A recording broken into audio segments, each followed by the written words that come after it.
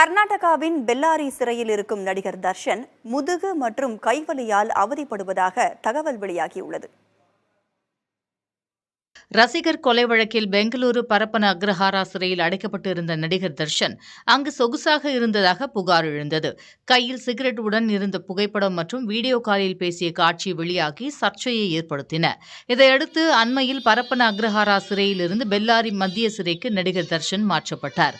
அங்கு சென்றதில் இருந்து முதுகு மற்றும் கை கால் வலியால் தர்ஷன் அவதிப்படுவதாக கூறப்படுகிறது. சிறையில் தர்ஷனை அவரது மனைவி விஜயலட்சுமி சந்தித்து பேசினார்.